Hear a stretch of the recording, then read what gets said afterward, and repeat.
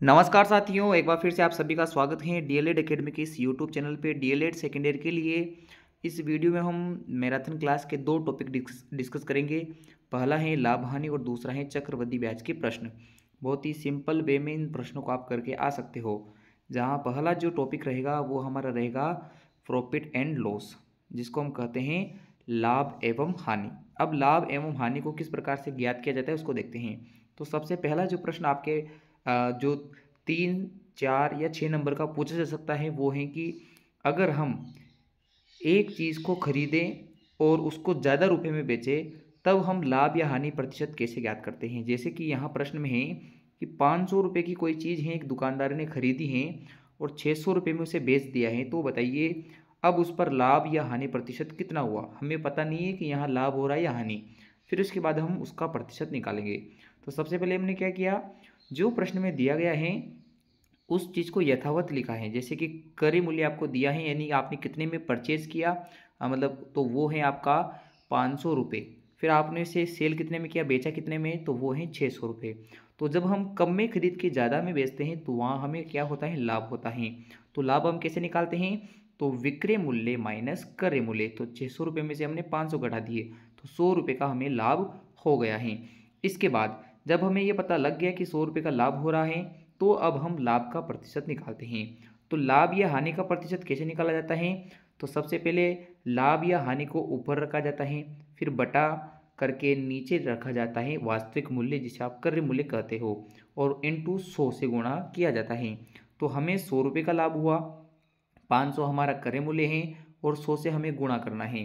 तो 2 जीरो से हमने 2 जीरो कैंसिल कर दिए और अब हमारे पास बच गया ऊपर तो 100 और नीचे बच गया 5। तो 5 का भाग जब हमने किस में दिया, 100 में, तो हमारे पास आया लाभ प्रतिशत कितना, 20। यानी कि जब हमने 500 रुपये की चीज़ 600 रुपये में बेची तब हमें 20% का लाभ हुआ है।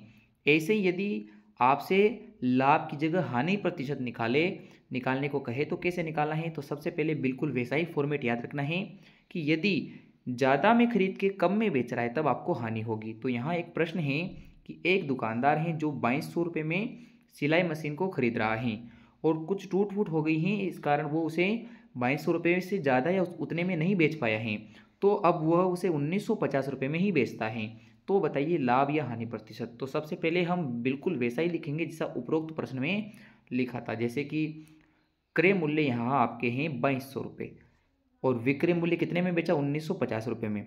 तो हमें पता है कि ज़्यादा में खरीद के कम में बेचने पर हमें होती है हानि। और हानि कैसे निकालेंगे, तो क्रय मूल्य में से हमें घटाना होता है विक्रय मूल्य। तो 2200 में से हमने घटाया 1950, तो हमें हानि निकल के आई 250 रुपये की। अब बिल्कुल वैसा ही फॉर्मूला जैसे कि हमने लाभ प्रतिशत में निकाला था, यहाँ हम निकाल रहे हैं हानि प्रतिशत। तो लाभ प्रतिशत हो चाहे हानि प्रतिशत हो, दोनों हमेशा निकलते हैं क्रय मूल्य के ऊपर। तो हमने हानि प्रतिशत ऊपर लिखना, हानि ऊपर लिखना है, फिर लिखना है नीचे क्रय मूल्य और फिर गुणा कर देना है 100 से। तो इस प्रकार हम निकाल पाएंगे क्या, हानि प्रतिशत। तो यहाँ हमने क्या किया, सबसे पहले 250 रुपये को ऊपर रखा और फिर जो 2200 क्रय मूल्य है उसको नीचे रख दिया बटे के और 100 से गुणा कर दिया। तो 2 जीरो से हमने 2 जीरो कैंसिल कर दिया। अब हमें 250 में भाग देना है 22 का। तो जब हमने इसमें भाग दिया तो भाग देने के बाद हमारे पास जो वैल्यू निकल के आई वो है 11.36%। तो ये आपका हानि प्रतिशत निकल के आ गया है। तो ये प्रकार के प्रश्न आ जाते हैं। और एक अंतिम प्रश्न जिसमें आपको दो बार जो है, एक बार विक्रय मूल्य देता है और दूसरी बार विक्रय मूल्य निकालने को कहता है, तो वो भी बहुत ही आसानी से निकाले जा सकते हैं। जैसे कि पहला प्रश्न है, यहाँ आपके प्रश्न है कि एक दुकानदार 10% हानि पे किसी चीज़ को बेच रहा है। तो जब चीज़ को बेच रहा है तो वहाँ आपको 1800 रुपये मिले। 10% हानि पे जब आपने चीज़ को बेचा ना तब आपको 1800 रुपये मिले। तो यदि उसी चीज़ को अगर हम 15% प्रॉफिट पे बेचते तो आपको कितने रुपए मिलते। यानी कि दोबारा भी आपको विक्रय मूल्य निकालने को कह रहा है। ऑलरेडी एक बार आपको विक्रय मूल्य दिया जा चुका है और यहाँ क्रय मूल्य का कोई नामो निशान नहीं है। तो ऐसे प्रश्नों में बहुत ही सिंपल वे में आपको अच्छे प्रकार से लिख के आना है। क्या, जो मैं आपको बताता हूँ। सबसे पहले आपको लिखना है शुरुआत में, यानी कि स्टार्टिंग में उसने क्या कहा। स्टार्टिंग में उसने कहा कि 1800 रुपये में उसने चीज़ बेची, तो 1800 रुपये हमारा विक्रय मूल्य हो गया। और जब उसने चीज़ बेची थी तो उसे हानि हुई थी 10% की। कितने परसेंट की हानि हुई, 10% की। यानी अगर हम माने कि क्रय मूल्य जो हमें नहीं दिया गया है वो 100% है, कितना है, 100%। तो कोई भी चीज़ वास्तविक मूल्य को हम 100% मान लें, तो अगर उसमें 10% की हानि हो जाती है, क्या हो जाती है 10% की हानि, तो वह वस्तु 90% कीमत पे बेची गई है। किस पे बेची गई है 90% पे। तो हम ये कह सकते हैं कि जो 90% वैल्यू है वही 1800 रुपये है। कैसे हैं, क्योंकि 1800 रुपये में चीज़ बेची है और इधर हम कह रहे हैं कि 10% घाटा खा के यानी हानि होके उसने बेची, तो 90% में बेची, तो हम ये कहेंगे कि 90% जो है वो बराबर हो गया 1800 रुपये के। तो यहाँ से अगर हम 1% निकालें तो कैसा आ जाएगा, 1800 में हम भाग दे देंगे किसका, 90 का। तो अब हम इसको अच्छे से क्रय मूल्य ज्ञात करते हैं। तो 9 आपके यहाँ आ जाएगा कि 90% बराबर है 1800, तो 1% की वैल्यू निकाली तो 1800 में भाग दे दिया आपने 90 का, तो 1% की वैल्यू निकल के आपके पास 20 रुपये। तो आप 100% की वैल्यू निकालो। 100% की वैल्यू क्यों निकाल रहे हैं, क्योंकि बिना क्रय मूल्य के आप न तो लाभ ज्ञात कर सकते हो, न हानि, और न ही अगला वाला विक्रय मूल्य, इसलिए हमें क्रय मूल्य निकालना है। और क्रय मूल्य कितने परसेंट होता है, 100%। तो हम 100% की वैल्यू निकाल रहे हैं यानी क्रय मूल्य निकाल रहे हैं, तो 100% कैसे निकलेगा, तो 1% की मूल्य है 20 रुपये, यानी 1% 20 रुपये का है, तो 100% कितने का हुआ, यानी एक पेन 20 रुपये का है, तो 100 पेन कितने के हुए, तो 100 से गुणा कर देंगे। तो जो 20 को जैसे 100 से गुणा किया तो आपके पास क्रय मूल्य निकल के आया 2000 रुपये। यानी जब आपने 10% नुकसान में कोई चीज़ बेची थी उस समय आपके पास वो वस्तु 2000 रुपये की थी और फिर आपने उसको 10% लॉस खा के 1800 रुपये में बेचा था। अब हमें इसी 2000 रुपये के ऊपर 15% लाभ और कमाना है, क्योंकि दूसरी बार आपसे यह कहा गया है। तो शुरुआत में तो आपने देख लिया कि पहले क्या था, अब हमें बाद में निकालना है कि 15% लाभ और कमाना है। तो यानी 100 रुपये की चीज़ थी, अगर 15% लाभ कमाना है तो 115 में बेचना पड़ेगा। तो विक्रय मूल्य आप कैसे निकालोगे, तो आप सबसे पहले लिखोगे क्रय मूल्य। क्या लिखोगे, क्रय मूल्य। फिर आप लिखोगे लाभ बटे 100। तो हमारा क्रय मूल्य कितना है, 2000 है, अभी हमने निकाला है। और लाभ कितना हुआ, तो लाभ है हमारा 15%। तो हर चीज़ 100% माने तो लाभ ऊपर 15% तो 115 हो गया, और नीचे बटे में कितना आ गया 100, क्योंकि इसको हम लिखेंगे लाभ बटे 100। अगर हमें विक्रय मूल्य निकालना होता है तो इसको हम कैसे निकालते हैं, तो इसको हम लिखते हैं क्रय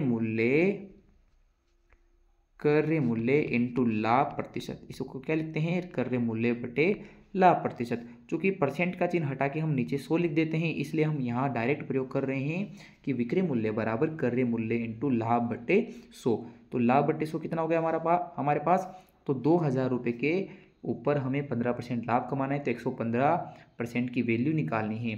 तो 2000 इंटू 115 बटे 100 को जब आप कैलकुलेट करोगे तो आपके पास आंसर निकल के आएगा 2300 रुपये। यानी अगर हमें 2000 रुपये की चीज़ पे 15% लाभ कमाना है तो उसे 2300 रुपये में बेचना पड़ेगा। तो ये हमारा एक टॉपिक हुआ जिसका नाम था प्रॉफिट एंड लॉस, बोले तो लाभ एवं हानि।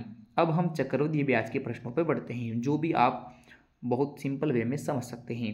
तो सबसे पहले हमें एक चीज़ समझ लेनी है कि दो तरीके से चक्रवृद्धि ब्याज के प्रश्न किए जाते हैं, एक तो साधारण ब्याज की सहायता से और एक चक्रवृद्धि ब्याज की सहायता से। आपकी किताब में दोनों दिए गए हैं, तो मैं दोनों वे आपको समझा देता हूँ।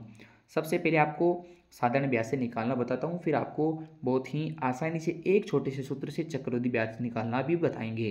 तो देखते हैं कि 1000 रुपये की वस्तु हैं जिस पे 10% वार्षिक दर है और 2 सालों का आपको चक्रवृद्धि ब्याज निकालना है। जब ऐसा प्रश्न आए तो सबसे पहले आप एक ऊपर प्रस्तावना के रूप में दी गई चीज़ों को लिखें, जैसे कि मूलधन 1000 रुपये, दर कितनी है 10% वार्षिक, और अगर अर्धवार्षिक होती तो आपको एक कंडीशन अगले प्रश्न में बता देंगे। समय कितना है 2%, 2 साल का आपको चक्रवृद्धि ब्याज निकालना है, याद रखिए साधारण ब्याज नहीं है। तो सबसे पहले क्या निकालेंगे, आप निकालो प्रथम वर्ष का साधारण ब्याज। क्या निकाल रहे हो, प्रथम वर्ष का साधारण ब्याज। तो प्रथम वर्ष का साधारण ब्याज निकालोगे तो कैसे निकालोगे, 1000 रुपये मूलधन हो जाएगा, 10% आपकी दर हो जाएगी, और चूंकि एक ही साल का आप ब्याज निकाल रहे हो तो यहाँ 2 नहीं, 2 की जगह क्या लिखोगे, सिर्फ 1 लिखोगे, और बट्टे में नीचे क्या आता है 100 आता है। जब इसको काटोगे तो आपके पास एक वर्ष का साधारण ब्याज कितना आएगा 100 रुपये। तो पहले वर्ष के लिए आपने साधारण ब्याज निकाल लिया है। अब यहाँ चक्रवृद्धि ब्याज में क्या होता है कि जो पहले वर्ष के अंत में ब्याज निकल के आता है उसको पहले वर्ष के मूलधन के साथ जोड़ा जाता है, तो वो अगले वर्ष का मूलधन बनेगा। तो दूसरे साल का मूलधन कैसे बनेगा, पिछले साल का मूलधन 1000 और जो पिछले साल का ब्याज बना उसको जोड़ेंगे। तो पिछले साल का मूलधन कितना था 1000 और ब्याज कितना है 100।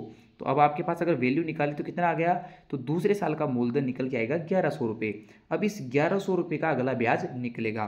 तो दूसरे वर्ष का साधारण ब्याज निकालेंगे तो दूसरे वर्ष का मूलधन 1100 रुपये, दर आपके 10% हैं, और चूंकि दूसरा साल भी एक अकेला साल है तो वहाँ 1 लिख के बटे 100 लगा देंगे। इसको सोल्व करेंगे तो दूसरे साल का ब्याज कितना निकला, 110 रुपये।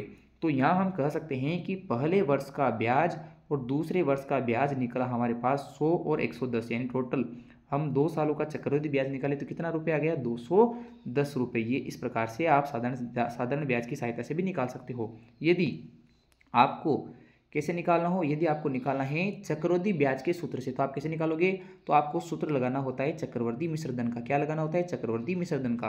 और चक्रवृद्धि मिश्रधन का सूत्र क्या होता है, मूलधन कोष्टक 1 + r/100 की घात n। n का मतलब यहाँ समय से है, n का मतलब किससे है, समय से है। तो आपके पास मूलधन कितना है, 1000 रुपये, कोष्टक में है 1 + 10/100, 10 आपकी दर है बटे 100 है, और कितने वर्ष के लिए निकाल रहे हो, 2 वर्ष के लिए। तो 100 को 1 से गुणा किया, 100 एकम 100, 100 और 10 कितना हो गया, 110। अब 110 तो है सही, 110/100 हो गया। 110/100 कितनी बार लिखना है, चूंकि यहाँ ऊपर घात 2 है तो 2 बार खोल के लिखना है। और आगे कितना है आपके पास, 1000, तो 2 जीरो से आपने 2 जीरो काट दिए, अगले 2 जीरो से आपने ये और ये जीरो काट दिया। तो आप 110 को 11 को गुणा कर लीजिए, तो 110 को 11 से गुणा करोगे तो कितना आ गया, 1210 रुपये। और 1210 रुपये आपका मिश्र धन आया है। और मिश्र धन में से जैसे ही मूलधन घटाते हो ब्याज निकल जाता है। तो आपका मिश्र धन निकल के आया 1210 रुपये। आपको चक्रवृद्धि ब्याज निकालना है तो कैसे निकालोगे कि 2 साल के मिश्र धन में से 2 साल के पहले का आपने जो मूलधन लिया वो घटा दो। तो 1210 में से 1000 रुपये घटाने पे 210 आपका क्या आ गया, 210 आपका निकल के आ गया है चक्रवृद्धि ब्याज, जो साधारण ब्याज की सहायता से आपने निकाला था। अब एक अंतिम प्रश्न इसमें कर लेते हैं, जिसमें आपसे कहा जाता है कि 1000 रुपये का 10% के हिसाब से अर्धवार्षिक की दर से 1.5 वर्ष का ब्याज ज्ञात करो। कितने वर्ष का, 1.5 वर्ष का। तो जब भी अर्धवार्षिक ब्याज निकाला जाता है तो आपको दर को आधा करना होता है और समय को दुगना करना होता है। तो मूलधन वैसा का वैसा रहेगा, 1000 रुपये। अब दर यहाँ आपको कैसे लिखनी है, चूंकि ब्याज अर्धवार्षिक है तो दर आपको 10 की जगह 5% लिखनी होगी। और समय जो आपका 1.5 साल था पहले, अब उसको दुगना करेंगे तो आप कितने साल हो जाएगा, 3 वर्ष हो जाएगा। तो यानी आपको 3 साल के लिए निकालना है। तो एक तरीका तो वो था जहाँ मैंने आपको बताया था कि आप एक एक करके हर साल का साधारण ब्याज निकालते जाइए और अगले वर्ष के मूलधन में पिछले जो ब्याज हैं उसको जोड़ते जाइए। उस प्रकार से भी आप निकालोगे तो आपके यहाँ 3 वर्ष का ब्याज कितना निकल के आया, 157.625 रुपये। किंतु आपको पेपर में इस वाले फॉर्मूले से करना है जो नीचे वाला है। और चक्रवृद्धि मिश्रधन का फॉर्मूला क्या होता है, सबसे पहले आप लिखते हो मूलधन। मूलधन के बाद आप लिखते हो, जैसे आपका मूलधन कितना है, 1000, फिर आपको लिखना था 1 + दर कितनी है, 5, और नीचे लिखोगे 100, और ऊपर घात n है। n कितने साल हो गए अब आपके, 3, यानी 100 को 1 से गुणा करो, 100 एकम 100, और 100 में 5 जोड़ो, 105। तो 105/100 लिखना है आपको 3 बार खोल के। तो हमने इसको लिख दिया 105/100 को खोल के 3 बार। जब हमने ये पूरी कैलकुलेशन की तो हमारे पास चक्रवृद्धि मिश्रधन निकल के आया 1157.625 रुपये। चूँकि मिश्रधन आपने निकाल लिया है तो आप इससे ब्याज निकाल सकते हो। क्या करना होता है ब्याज निकालने के लिए, मिश्रधन में से जो धन उधार लिया था मूलधन उसे घटा दीजिए।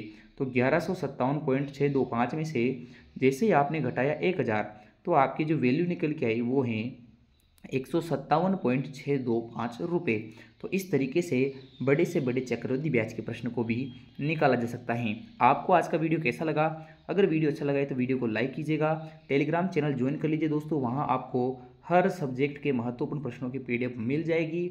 और मैं कोशिश करूँगा कि हर सब्जेक्ट को आपको पॉसिबली जितने भी क्वेश्चन हैं और जितने भी अच्छे नोट्स हैं आपको वहाँ मिल जाएंगे, और ये PDF भी आपको वहीं मिलेगी।